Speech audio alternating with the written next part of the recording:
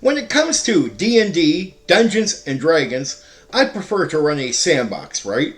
Like just an open game where players can do whatever they want with their characters. They can latch on to something that seems set up to be latched on to, or make it up as they go, right? Push me into a corner so I have to improvise. I'm all good with that.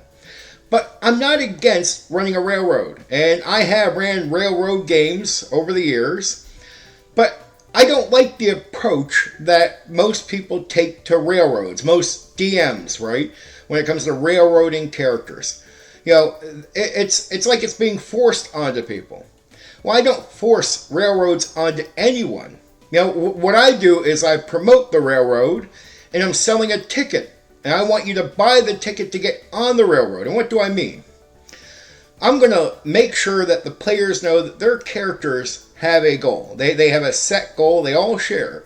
Like, it's going to lead to the thing. It is the adventure. They have agreed, or they have done something beforehand where they have decided to go on this path, the path of the railroad, to get to the thing. It's all something that players are volunteering to take part in, right? I don't want to force anything on them. I want them to be, it to be very clear that this is a railroad, and their characters have agreed to it, and I'll do that. That's the upfront pitch. I promote the railroad. I don't treat it in a disgraceful way. I just don't force it onto players. I never have. I've never had an unsuccessful railroad campaign ever. Not one time. Because from the get-go, my first DM taught me this little lesson. Don't force the railroad onto your players. Sell it to them. Offer it to them. Let them buy the ticket to that train. Get on that ride because they want to. And then once they get on it because they want to get on it, they'll enjoy it more. It won't be like forcing it on them. They'll get on the path for you. And so it's okay to give them a little bit more freedom than, I guess, some DMs would if they're forcing a railroad. Like, I can let you go left when it says turn right, but I know at the end of the day you're still going to get back onto the path and go forward. So I'm willing to improvise. I'm willing to give you that freedom on the railroad, right? But again, I've sold you the ticket up front. There's no denying it. I promote it. So if you're going to railroad players in a game, make sure they're aware that it's a railroad. Don't be ashamed of the railroad. Let them know it's a railroad. Sell it to them as a railroad. Be upfront. Just personal with the players. Just say, this is a railroad. I'm offering you a railroad. You want to play a railroad? Some players will just say yes, and if they do, they're going to enjoy it. It's not about forcing anything on anyone anymore. How silly can that be to try to trick players into a fucking railroad? Are you kidding me? Are you honestly kidding me? How stupid is that? It's a game. You know what? Until I got online, I never really seen an issue with any of this at all. Right? I prefer sandboxes as they're described, right? But I have no issue every so often running a railroad. But again, it's promoted for what it is. Don't be ashamed of it. Actually, I think railroaded campaigns can be a lot of fun and really cool, and it allows DMs to throw out their creativity, because now they can get you on a set path and set things up.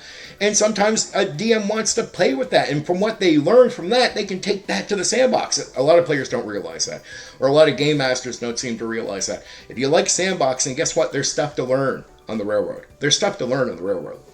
Get players to let you learn it, right? So offer it that way. I've never had an issue with it under these conditions. So if you do what I'm saying, all the issues go away. You can railroad players as often as you want, as long as they're willing to join that game, right? And then you never have to feel any shame about forcing anything on any player. It was never meant to be that way, right? But I've heard of DMs doing it carelessly that way. This is what they figured out, right? It's not like the books say, go ahead and just fuck with the players in this way. That's not what the books are telling you. Right? There's hints of it, like there's ideas and there's contradicting statements. But at the end of the day, it's still up to you. And even if somebody from the TSR world or D&D world says, this is what you're doing railroading, you don't have to listen to that. And I came from a community of gamers that never listened to stuff like this. They said, look, we're smart enough to figure this out on our own. Oh yeah, you could do that, right? And they did that. So by the time I came in, this is how railroading was offered to players. Now, again, I never really heard about this forcing on players gimmick until I got online.